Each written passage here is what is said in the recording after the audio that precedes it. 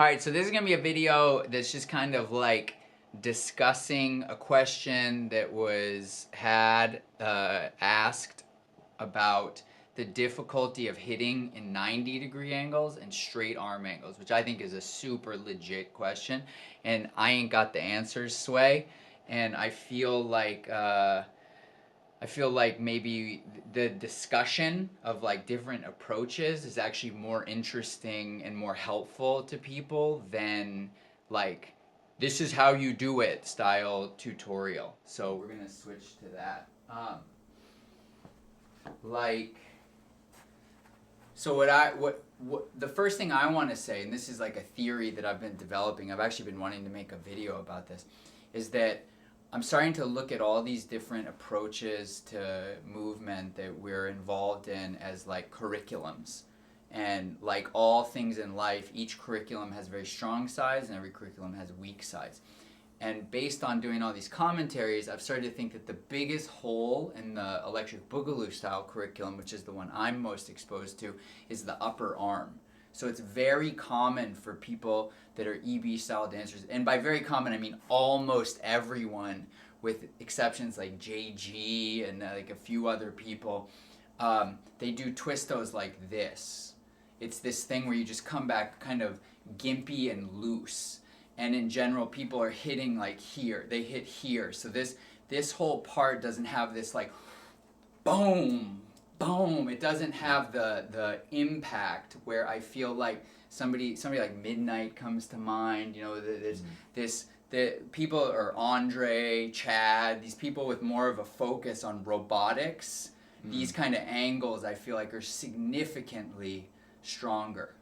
These 90-degree kind of angles. And I think because of the electric boogaloo style hitting technique, right, with this focus on being like this and the tricep and then the bicep, from a biomechanical perspective, you're super disadvantaged right here and right here. So that is where I think people like Hoan come to mind, who are people that kind of blend the two. They have the hit, but then they know how to do shake kind of things to create hit-like effects and angles where hits don't work particularly, like where it's not that easy to flex the muscle. These hybrid approaches are like they're out competing each individual curriculum, which actually kind of leads in not to the whole concept of singularity style, where you're just taking the best of each curriculum, right? And I feel like that's so part and parcel of who you are as a person. Oh, this is what Kelly Starrett does really well. This is what Ido Portal does really well. This is what Midnight does really well. This is what Jekyll does really well. This is what Tabot does really well. And like, what are the links and how can I? Yeah, for sure. The 90-degree one. It's interesting because as far as the shake or the hit, what actually works well. It depends if you're moving into it or if you're there and you're actually trying to hit in a still position.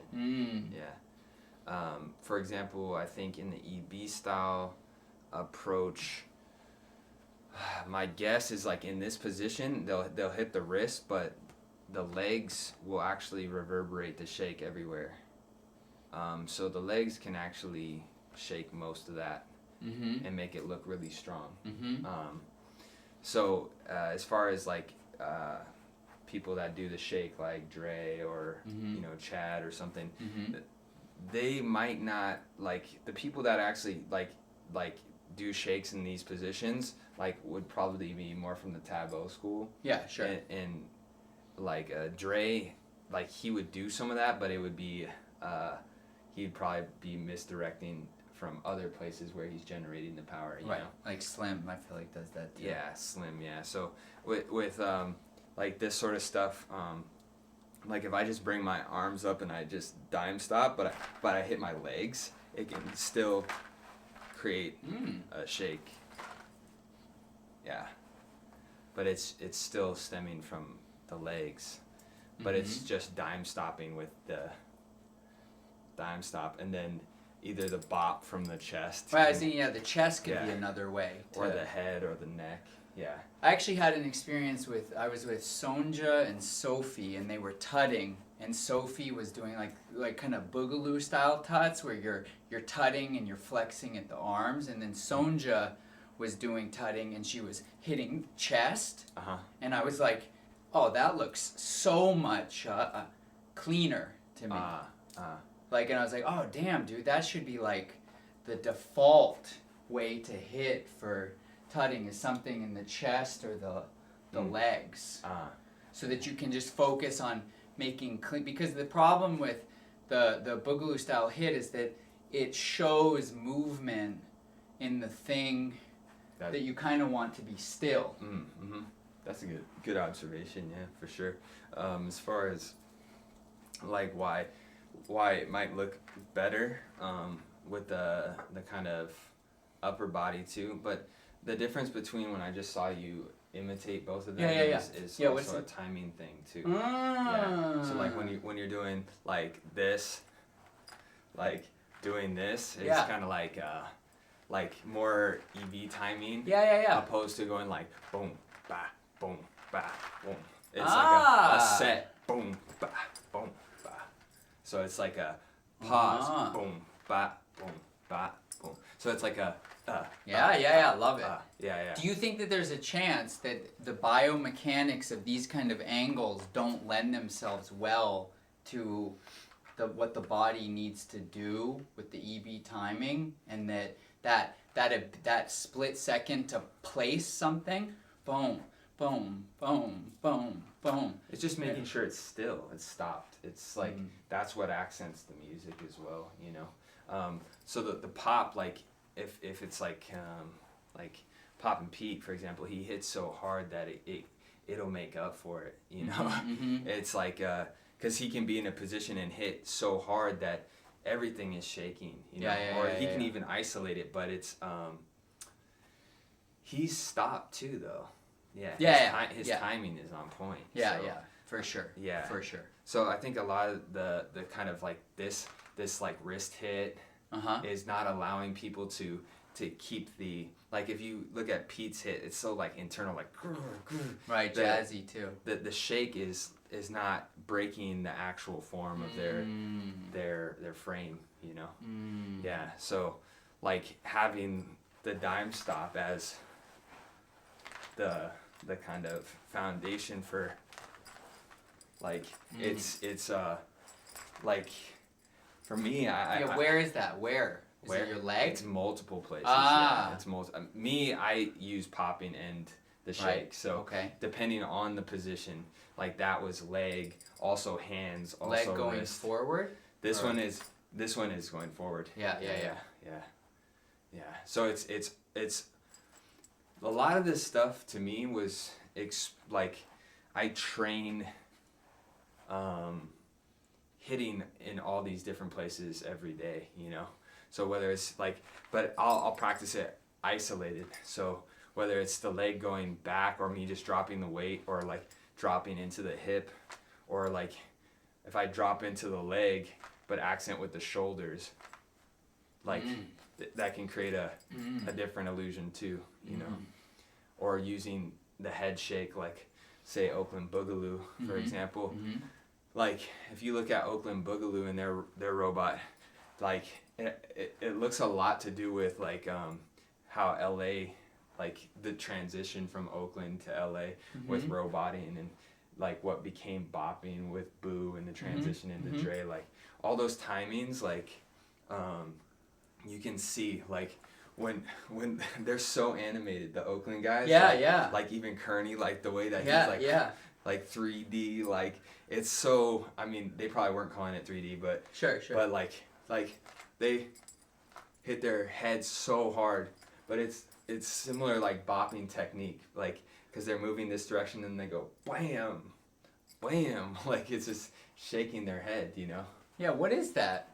You'll see the big brim, so they're like, I've never been boom, taught that. boom. I mean the way that Pete taught me the neck hit is that the up. It says up, and then I feel like taco is like it's like a combination of it's more here. That's what taco is, for the sternocleidomastoids, and which the feeling I think is kind of a combination of down and in. But this like, I know exactly what you're talking. Yeah. That Oakland is a bah, jerk. bah. Boom. But you see them, they drop into that dime, boom, and then the hit is reverberating through their head. Yeah. But the Tableau school is much more detail oriented in the sense of like hitting each, like the ability to hit at each point or shake at each point. Right. Which is far more technical than I think people were conceptualizing before. I mean, Dre maybe, like Dre was super technical. But before, I mean, I don't know. I really don't know. Like, I wish I could talk to all these OGs, like how they conceptualized the movement. But in my eyes, they were more focused on the like the imaginative part, like what they were trying to mimic, or and that just took its own form in the body. They weren't like breaking it down technically. This is kind of like the nerdy approach, right, to technique, right. And I do think, being one of the real nerds of it, that like it has major limits, because you can get caught up. But not only can you get caught up, like you can super underestimate the power of the imagination over the body. Oh yeah. To create like something that was tight, and it's like, well, what were you doing? It's like, I don't know, I felt like I was swimming, and like, and then the body takes on. It reads to people. Well, it's like my theory about OGs and how like when you look at the history of it and how like dope they were, how fast they got dope. Like you think about like 81 and you see a Taco clip, like how long had he been popping since that clip? A few years, just a few years, maybe 4 years or whatever. And like he's crazy dope. How did that happen? They weren't thinking about the technical aspects, Right. But and you look at all these people there's people that were doing crazy stuff back in the day, but they had it was mainly just imagination. And I think one thing that we lose too in this generation is that it was folklore, it was stories. Like OGs would go to the club and they would see Taco, or they would see all these dope battles. They would go back to their friends and then they would be like, yo, he did this thing, it looked like he was levitating and he was like a snake at the same time. So it was like, then their imagination and their body was just trying to mimic the story of like this fantasy that somebody else painted for them. So they were in this fantasy land, like, but they weren't thinking like, okay, shoulder, head, ISO. Like it was just like, nah, I'm like a snake waking up right now, Right. And that was I think that's and what's what cool allowed about them. that, I never even thought about what you're saying right now. What's really cool about that approach is that the nerdy approach, oh, look at the elbow went up that much. Your elbow may not go up that much. Yeah. And so if you try to mimic what the outside of it rather than the inside, it can potentially always have a certain amount of awkwardness, because your body isn't built the same way the person whose movements you're trying to mimic is built, and so it just doesn't look right on your body. Whereas if you mimic I'm swimming, you swim in the way that you swim. Yeah, that's people are like, oh, that's like, oh yeah, look, the swimming style. Yeah, I think it actually, like, the imaginative approach is something we have to get back to, because I think arguably it allows people to become more of an individual, become more unique. I agree. Because when you start from the imagination as the foundation, you're not caught up in all the technical aspects. And I've seen this happen to a lot of people, is like they get so caught up in the technique, when the music turns on, that the music doesn't even have an essence anymore, and it just becomes technique as well. You're just hearing sounds and you're like, okay, I'm gonna hit just after that beat, and then I'm gonna click. It's not like, oh, I'm a snake in the music right now, Right. Like, or I'm a robot that just like, and you're imagining this whole world around you, and then you're doing stuff that you basically developed a character and not a technique. Right. Yeah. And then all the technique comes out. It comes out. Like, you can practice that on your own. Right. But but having the technical aspect, but also having the imagination and the feeling being a huge component of that as well. Well, I think when you were saying about the imagination, the person that in my generation would talk about it as much as elsewhere, right? He would like see animation or see flat top, like out street performing, not have a video camera, and then go back into his garage and like imagine what they were doing. And I think what's interesting in terms of like why it hasn't gone more in that direction is he got super ostracized. Yeah. So I think that we're right on the verge of almost like a civil war of like, look, bro, I have the right to be me. I understand you're you, and like you did this, and like I've done everything I know how to do to like honor you and pay respect to you, but I'm also like a human, and like I have things inside me that I want to express, and like I can't express myself authentically if in the corner of my mind I'm thinking about whether it's living up to what you Well, it's kind of like the systems at play. Basically, right now, for a while we had a dictatorship, right? Yeah. And now now we're on the verge of anarchy, as in we say like, no, actually every person has the power to create whatever they want. Every person has the power, and actually the power is in your imagination. You know, so like, distributing the power is like. That's I feel like decentralization. It's the age that we're at. You know? Yeah, totally. But as far as the straight arm 90 degree, so to bring it so back. how like so to go to the so to totally like almost like eradicate everything you just said. So to go to the nerdy side, what is the shake on like here? How do people? What is it? Is it as simple as just you have to practice the dot, and then over time you make it smaller, like? It really depends on the effect. What is the effect you're trying to create? Like a hard. Like what is a? I never know what the effect I'm trying to create is. Like that, I feel like that's like my perpetual. Challenge. Because like for example, like I can actually just like hit my tricep and that creates a. So if I'm still here, it's hard to generate a shake, you know? I mean, you can. But I feel like that I have to assume that the question is about moving. How do you're you, moving into it? How do you hit these things? Because I do think that if the question is if you're just standing here and how do you do this? No, this is actually where these are like very common EB drills. Boom, boom, boom, boom, boom. Boom, boom, boom. Right? If you're kind of going in, you focus on the bicep. If you're kind of going out, you focus on the tricep. Like obviously this one's going to focus on the tricep because the bicep is all stretched out in this position. But where it kind of starts to fall apart, in my opinion, is in movement. Oh, so you can't move. You can't. Yeah. So like moving here, so like. For example, I can do the tricep hit and stop. So, but the stop is where that comes into play, which is the shake. Right. And that's generating from the lat and the chest when it's controlled. So how would you teach someone like a beginner how to begin to, like do that? Because as much as we are exposed to this, like a lot of people aren't.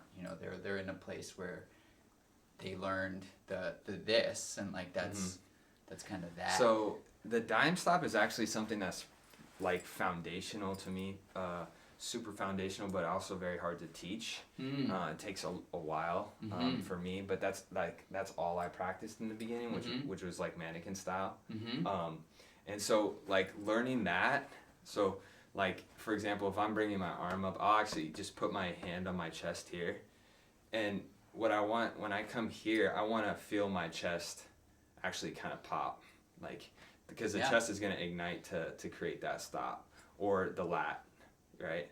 I want to feel both of these kind of light up when I bring it to a stop, boom, and so when you come here, you kind of want to just like come up, boom, boom, boom, like so, that, Mm-hmm. Yeah. So eventually, like, it's gonna be big and heavy and not crisp. Mm-hmm. Eventually, it will get more crisp Mm-hmm. the more you practice. Mm-hmm. So yeah, depending, but also like the way to make it heavier or is adding in head, neck hits, or like the bop here can always. So when you have a centralized hit, Mm-hmm. this is what's gonna create more of the illusion. Otherwise, if you're practicing isolated stuff, it's going to be stemming more on the robotic mannequin or heavy robot. I actually think that's a really good thing that you just said, because that was, I've actually been wanting to talk to you about this. When I saw the clip, it really, like, this really just almost changed my life, seeing Jazzy together with Janice, because of what it made me see was that, I mean, I'm a huge fan of Janice, and it made me see that despite that, he's so in his feet and his legs and his arms, whereas Jazzy is so much in his torso. So all of these things they have so much impact, and that again, one of the downsides that I've experienced of like kind of my nerdy approach is like just focusing on extremities, and this almost being like an afterthought. Mm-hmm. Whereas when I see, like you're saying in a different video, Diesel was saying about, you see the OGs and they do something really basic, and you're like, damn, like that's so hard. That's all you gotta and do. it's because it's all here. And I'm not saying it's all here, but the whole core of it is so solid, basically. You know? It's interesting, yeah. When I was watching, I did watch some of that Jazzy Genius clip, and that was like, I saw Jazzy a lot in his feet, though. I mean, that was the thing that kind of really stuck out to me. Okay. But sure. just his rock, his connection to the ground, it's just on a whole nother. The way that he's kind of like, it's like a rumble, you know. He's constantly rumbling, like everything's always like off balance, shift, twist, like everything is, and it's like this will go, but then this is like playing catch up, or the legs will go, and this is playing. It sets up for the next thing, and then I think he calls it looky loo style. That's a great. You know, like you're here. So dope. Yeah, man. Yeah, but like his understanding of his feet, like his balance is just like and to see them two together was something really interesting, and it's something that I've seen many times, you know, where you see like a dope animator and then you see like one of the OGs come out and you're just like, oh, we're missing something. Yeah, right. Yeah, and we have so much to learn, you know. But yeah, man, crazy. All right. I think we covered. We covered a lot. I think we covered 90-degree angles and shakes and stuff. So, you know, more stuff. Leave comments. Blah blah blah.